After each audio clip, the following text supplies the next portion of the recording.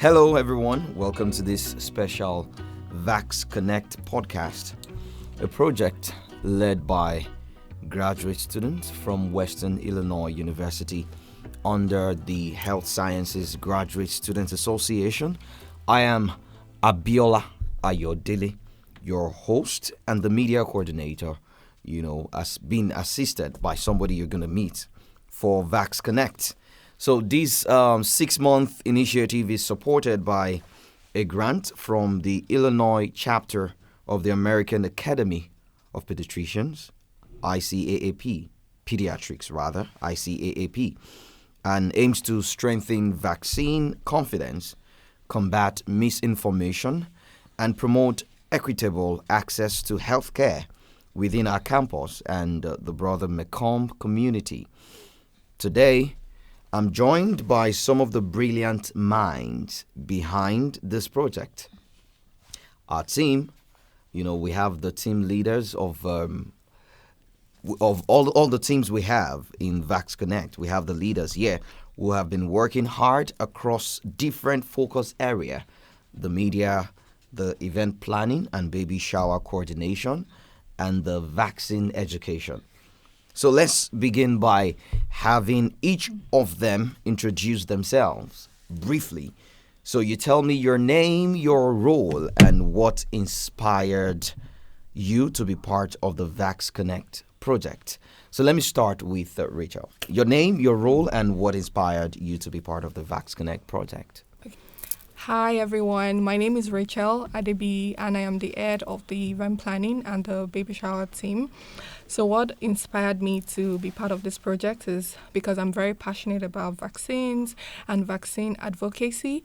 So when Doug reached out, if I could be part of this amazing project, I was so excited and, so that really made me to join this team. Thank you. Awesome. So it's so nice to have you here, being the leader of the baby shower and event planning coordination. Thank you. I'm sure you're ready to answer many questions in that direction. So you mentioned someone named Dog. Let's get to meet the dog. Who is that big man dog? All right. My name is Doug. Full name Douglas Manganda. So how I ended up being here, it's because of the thinking on how we can contribute to make the world a better place. So this is just me and my colleagues in this room saying, based on what we know, based in our field, what is it that we can do to contribute and to change things? So one of the areas that we got to explore was to do with vaccines. So we said, well, there are a lot of gaps in vaccines. Why not explore and see what we can do to change things? So that's how we ended up being here. Thank you. Awesome. I know you are the big brain, the major big brain behind this whole thing. So are you part of the team, or you're just an overseer overseeing all of the teams, or you belong to one of these teams? That's a little bit flattering, but I don't assume myself to be the big brain, but I just happen to take lead in coming up with the concept and also, making the application. So, but I don't like to subscribe to titles. Okay. But, I happen to be in the education team where we are sort of coordinating the whole education part of the project, of which we'll get into it as we get into the discussion. But, I'm part of the education team. All right. Thank you. I'm sure your humility will show forth in the way you answer your questions.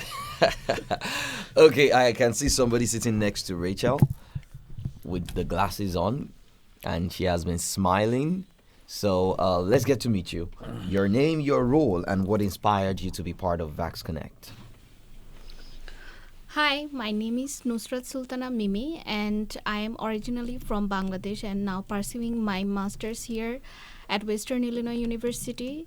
And I am here leading the event planning and baby shower, which is on November 16 at the Wesley Foundation. And the thing which inspired me to join this project because I was looking for opportunities here, and I talked with Doug several times about the opportunity to lead something, to gain some experience in my field, which is public health.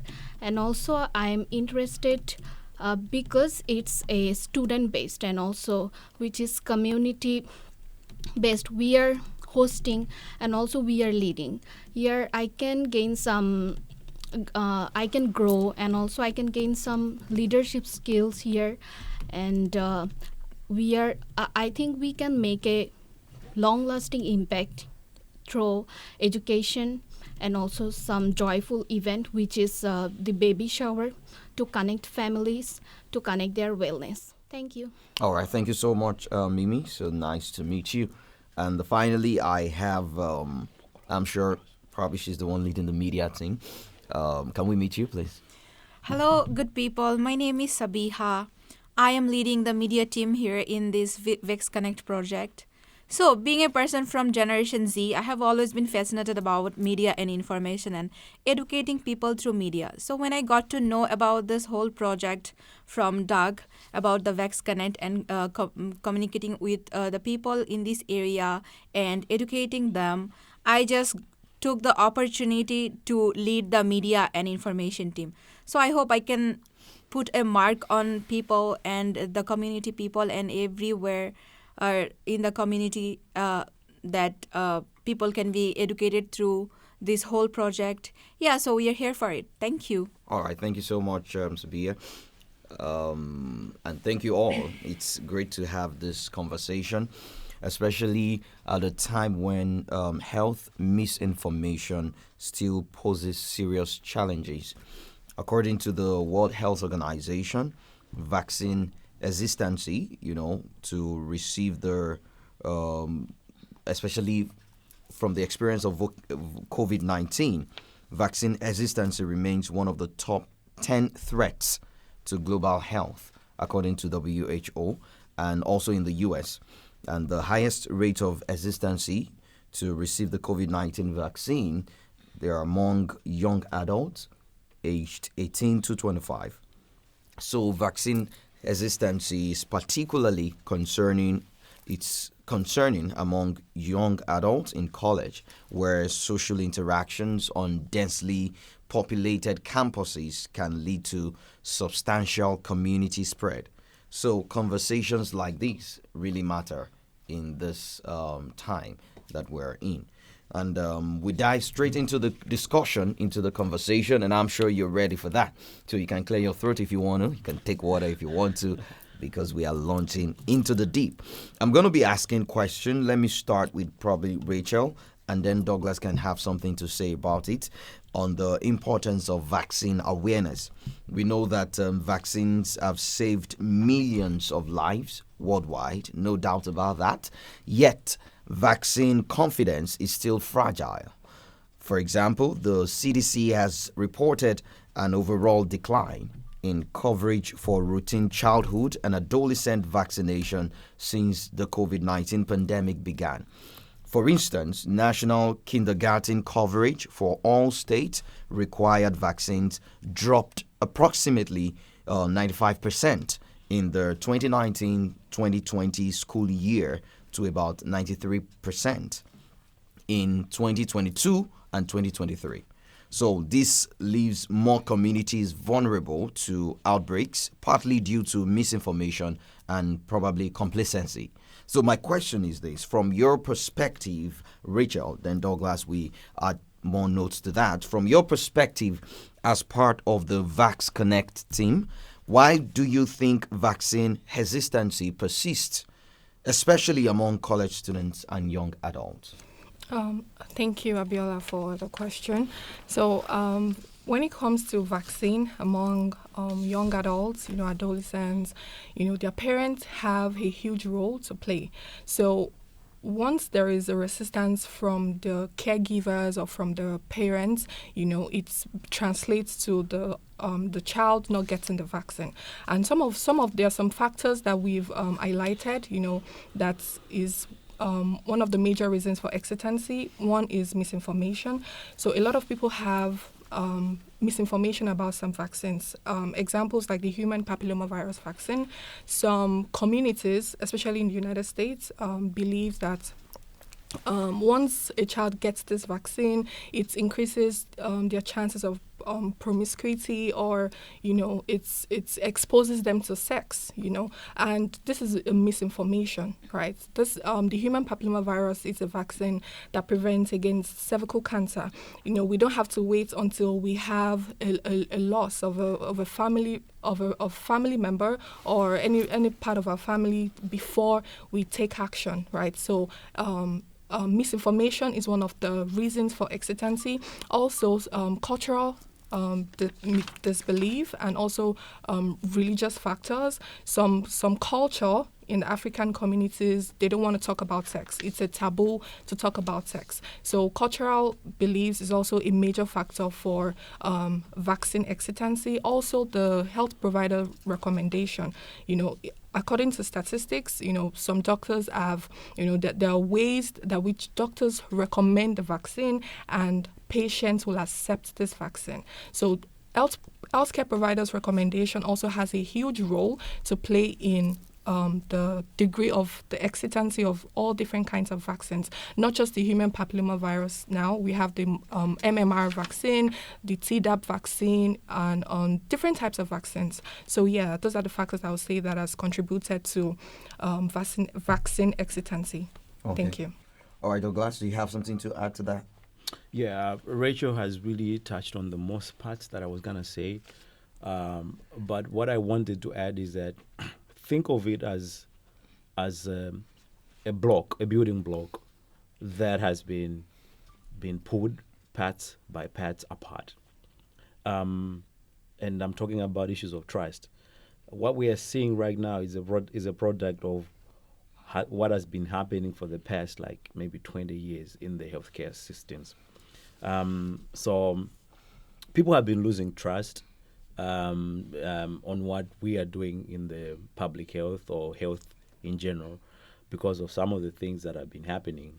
We're talking about how information is relayed, how information is packaged, how that information is customized to specific groups. For example, what we've been doing all along, or pretty much much of the time, is to just put out information in general to say, we have this intervention at the hospital or as the public health sector, just give it out, consume it the way it comes without necessarily customizing the information to fit in the current age groups, without customizing the information to fit in different maybe ethnic groups, cultural issues that Rachel had touched on.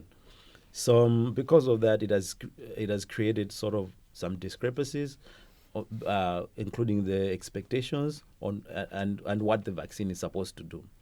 For example, I feel like we have not done a good job in sensitizing people, saying that vaccines, when you get a vaccine, doesn't mean that you don't get sick, right?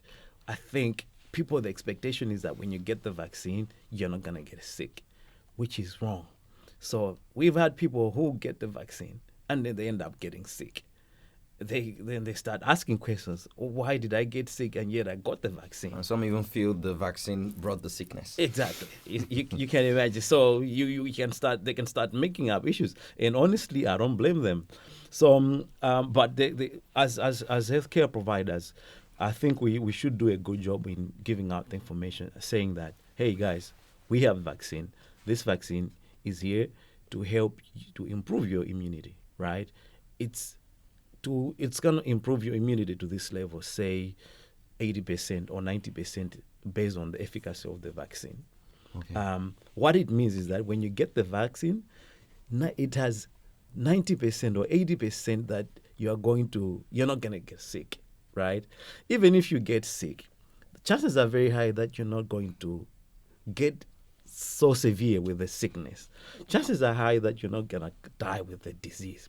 People don't understand that kind of information. So because of that, people have been losing trust on the interventions that we bring out as healthcare providers. So we are coming in to say, hey guys, I mean, it's high time we unpack the information, dissect the information, break it down to the core so that people are able to understand, sort of trying to fix what was already broken. We are trying to build back the block that we used to have in the healthcare setup to say, we are now going to give you the true package of information, not the biased version. So I'm looking at this from the healthcare providers to say, I think there's something that we can change on how we package information so that we don't have these myths and misconceptions. Okay, so quoting you and Rachel, right, you're highlighting that awareness alone is not enough. People need to, they need relatable, culturally sensitive information from trusted sources. All right. So thank you so much for that. And that would bring me to, because if you're talking about information, you need media for information. And that will make me go to the media lead and ask this question. You know, large-scale analysis show that false news spreads 6 times faster than verified information, and that 70% of users, they struggle to distinguish truth from falsehood. So, you being the leader of the media team, what strategy is the VaxConnect media team putting in place to counter misinformation, and not just to counter it, but also to rebuild trust in vaccines? Thank you, Abiola, for your question. In this generation of media and information where people mostly rely on Facebook, Instagram, and Twitter for news, not Google or other sources, newspapers. So this is really tough to, not to provide them with correct right information, not the misinformation. Okay. So, addressing misinformation requires a strategic and an evidence-based approach. So I think all of the people believe in constructive communication. So yeah, for instance, we have been trying to put up the project on local newspaper in Macomb to educate them about the importance of vaccines of confronting misinformation with hostility. This approach not only addresses the misinformation itself, but also, supports the culture of accountability, transparency, and shared responsibility in information sharing. In addition, our strategy also involved community-based communication, particularly through collaboration with local radio channels like Tri-State Public Radio and WGEM and WIUM, which is based on WIU. And by engaging trusted local media, we ensure that accurate and verified information reaches a broader audience, including individuals who may not have access to digital platforms either, like the people who are 70 years old or more than that. They don't have the access to social media. So we are reaching out to them through our local radios and platforms to eradicate the misinformation about vaccines. So these grassroots communication approaches helps reinforce the public trust and support the timely correction of misinformation within the community. We also have approach to university social media broadcasting to put up a newsletter so that even the students from Western who are expecting and the mothers can also take the essence of it. So beyond verification, I emphasize media and information literacy as a preventive measure by encouraging critical thinking and helping individuals evaluate the sources, and we can collectively strengthen the awareness and reduce the unintentional spread of false information. So we are trying our best to stop spreading the misinformation about vaccines through this VaxConnect project. With all the stuff you said now, I'm sure you're really busy in that your team. Considering everything you have been saying, using the local newspaper in Macomb, the community-based communication, that's very important. So it's really about meeting people where they are, all right, Yes. not just online. You Yes. meet them, through newspaper, Yes. have conversation Yes. with them, and through stories that connect health to real life. Mm-hmm. That is very, very important. Thank you so much for that. And I'm sure you're not the only one that is busy, because from the report that got to me, The baby shower team, event planning team, will be having the event planning, the baby shower on the 16th of November, which is this coming Sunday. And I'm sure they have a lot of things. But before we go to what to expect about that, I'm going to ask Mimi, who happens to be one of the leaders of the event planning team. I'm going to ask, creative health outreach has actually proven effective in engaging communities. For instance, the CDC's Learn the Signs, I don't know if you're aware of that, Learn the Signs, Act Early campaign, all right, found that pairing education with family events increased participation by over 40%. And I'm sure that's the kind of strategy you're also trying to put into this vaccine, ensuring that family is incorporated into the whole vaccine education. So why did your team decide to host community baby shower as part of VaxConnect, part of what VaxConnect is doing, and how does it connect wellness, family, and vaccine awareness in a fun and also engaging way? So we decided to host a community baby shower on November 16 at the Wesley Foundation because we wanted to create something more than a traditional health event, so that we can connect a joyful event and also we can spread the vaccine education, and also we can gather the family support all in one. When when you think about a baby shower event, what brings within you? Like, it will bring about love, excitement, and also hope for the new beginning. So we wanted to take all the feelings together and wanted to learn about the families and also about the maternal health and the infant health in a way that will feel comfortable and also uplifting for the participants. At Western Illinois University, we have noticed so many pregnant students here, and they are doing so many things all in one. They are supporting families, they are balancing their school and also health. So I think, we think they deserve the community support. So this baby shower event is designed to honor them, and also we will share some important information about vaccine, maternal vaccines such as Tdap, flu, RSV, and some infant vaccines that will protect the babies for their first year of life. And also we will bring some healthcare experts to talk about and also to guide our conversation during the event. And we will also bring some real baby shower fun there. We will have gifts, and also we will arrange refreshments for the participant and also some games, so that people will feel celebrated, cared, and also empowered. I think it's directly connected to wellness because we are promoting preventive health and also healthy families, and it's connected to vaccine because we are gathering understanding and also confidence about how vaccine protect both mothers and also babies, and also it's connected to family because the event itself is about coming together and celebrating the next generation, which is the baby shower event. And we plan to host it at the Wesley Foundation because it's a place which makes it perfect. This place has always been a support for us because it brings faith, care, and love for the community. It's a place where we share meals, our prayers, and also support.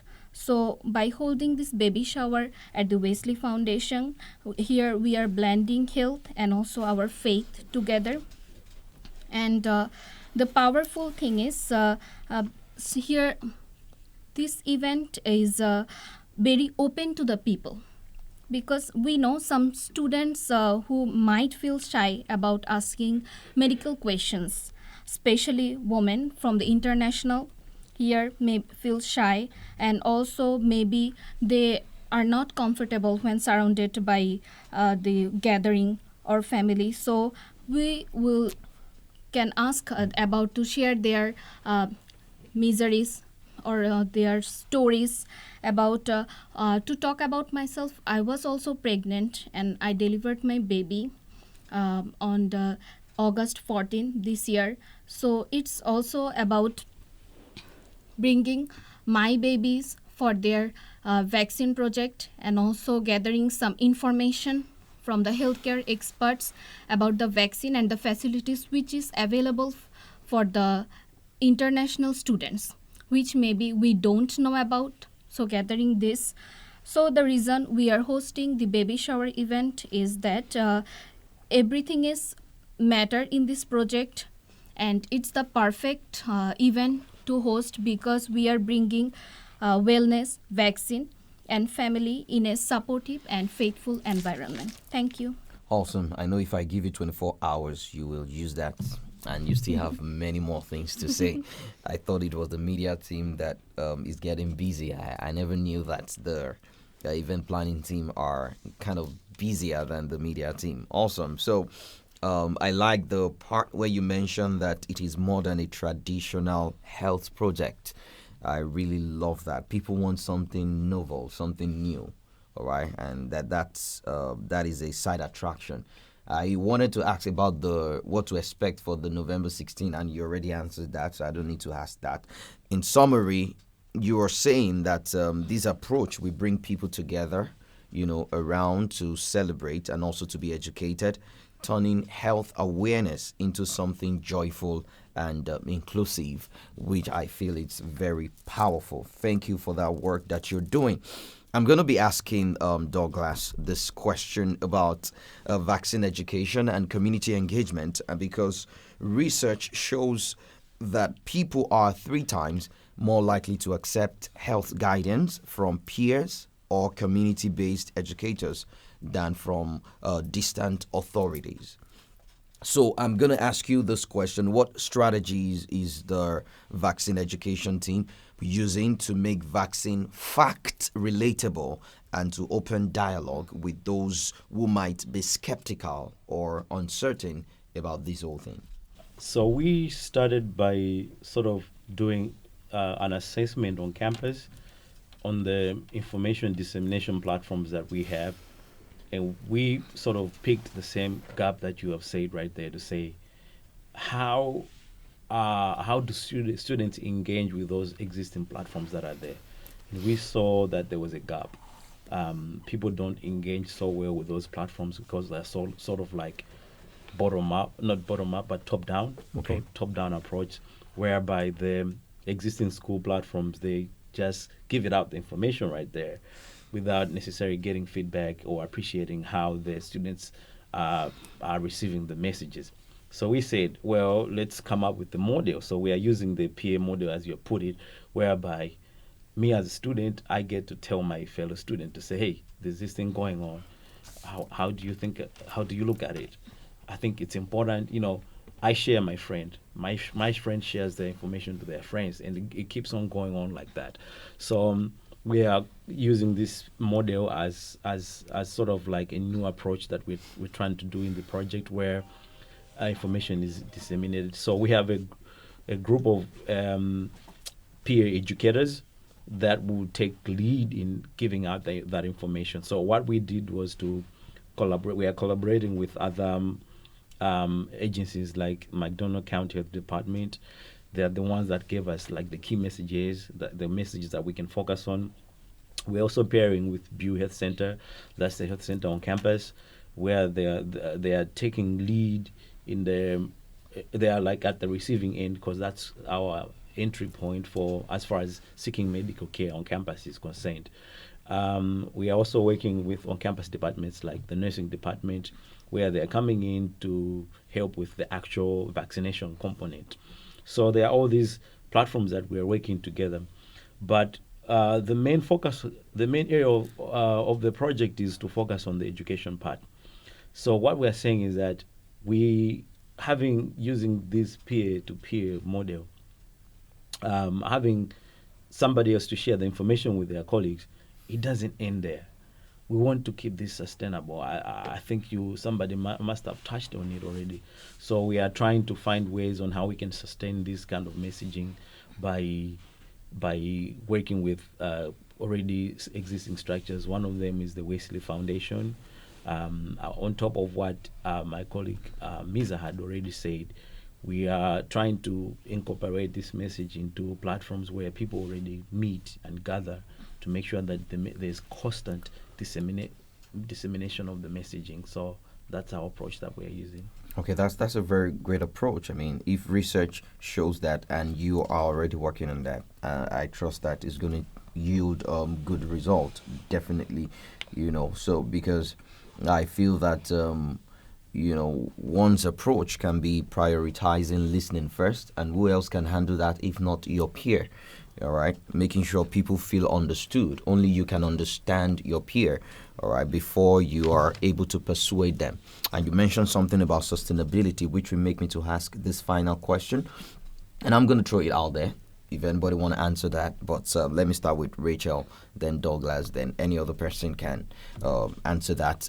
The media too can talk about how they can use media to maintain sustainability and a long-term impact in this project, because just like we know that VaxConnect is designed as a not a long-term campaign, but it's not just 1 month, probably 6 months, but its vision clearly extends beyond that time.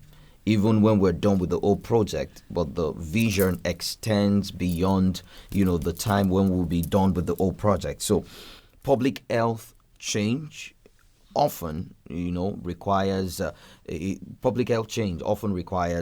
sustained engagement, so to say, and peer-driven initiatives can be powerful catalysts.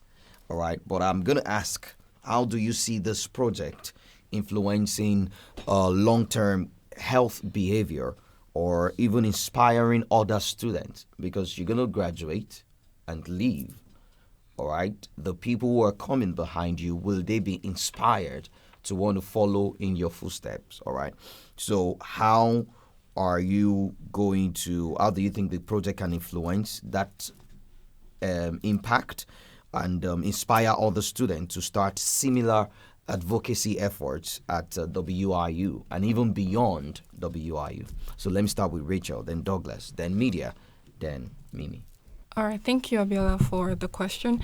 I think for this project, sustainability is so important, is very, very key. And I think we'll start with our participants. For this project, we have about 20 to 30 participants coming for this project. So we will be following up even after the project. For this project, we have pregnant women. We're targeting pregnant women, women of reproductive age group, and new mothers. So even after the baby shower event, we'll be sending follow-up emails just to make sure that they have received their vaccines, they've given birth and their kids are fine and they are well vaccinated. Also, we'll be building lasting partnerships with student organizations like the Wesley Foundation. Like Doug rightly mentioned, the Wesley Foundation is about 70 years, and this is a lasting foundation that has been in Macomb for centuries, right? So students are encouraged to, even after we leave, they're encouraged to build partnerships with Wesley Foundation and also with associations like the Health Sciences Graduate Student Association. These are associations that have been in WIU for a number of years. And also, we can create a VaxConnect student chapter. Who knows? We can create a student chapter, that can be like a small student organization that is known to advocate for vaccines, not just for pregnant women now or women of reproductive age group, even for everyone. It can extend to vaccines for adults, for children, for every single person. So having that kind of small student organization will help to sustain the aim and the objective of this project. Then also documenting, making sure we document everything that we are doing now so that the next generations to come can see what we have done and also make it better. I was having a conversation with Doug earlier. after this project, we'll be having a conversation where we'll note, what are the things we didn't do, what are the things that we can do better, identify the gaps. Evaluation. Yes. So carry out like an evaluation, and also, jot down recommendation for future generations to come, so that the areas we did not cover, they can also cover those areas. Thank you. This looks like a well thought out plan, and really, especially you concluding with evaluation and recommendation. That is very important for continuity. So whoever want to continue from where you stopped, they won't be, they will have something tangible to start with.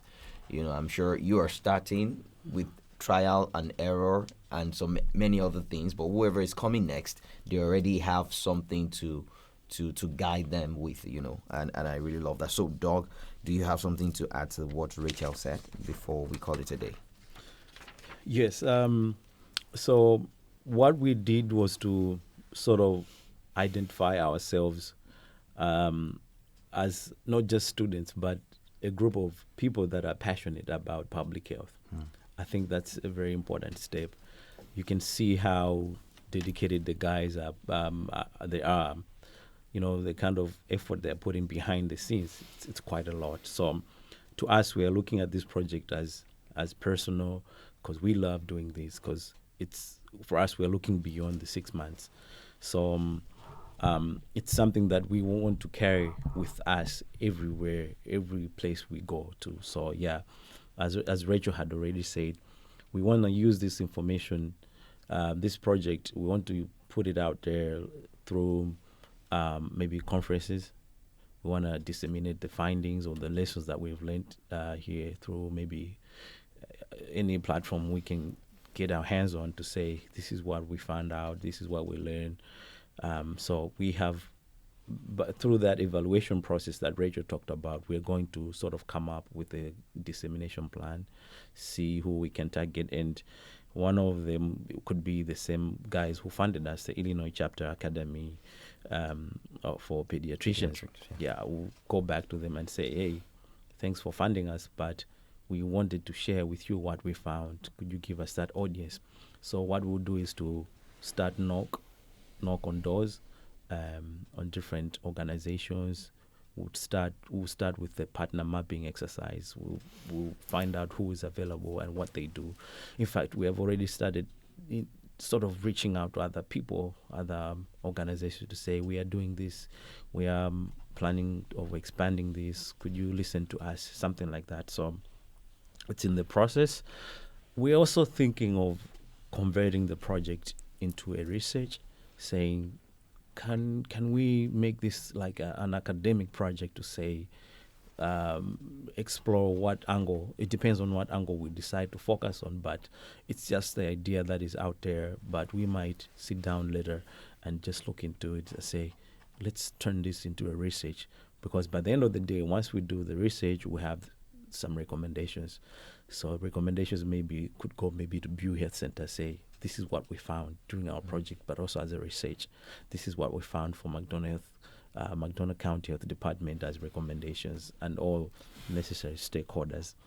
So that we are trying to leverage this opportunity to say we should make a meaningful and lasting impact beyond the lifespan of the project, so that we can get more out of the project.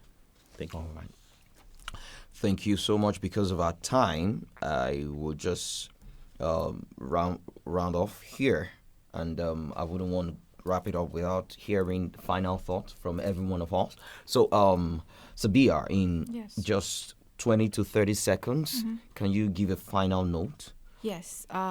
For us, for the media team, it seems like by establishing collaborations with the local radio channels, newspapers, and university media platforms, we are building a framework that future students can easily adopt and expand.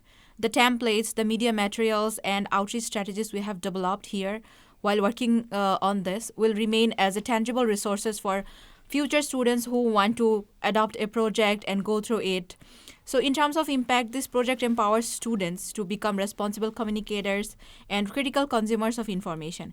It cultivates the leadership skills, teamwork, and digital literacy skills, of course, while also nurturing a sense of social responsibility. Okay.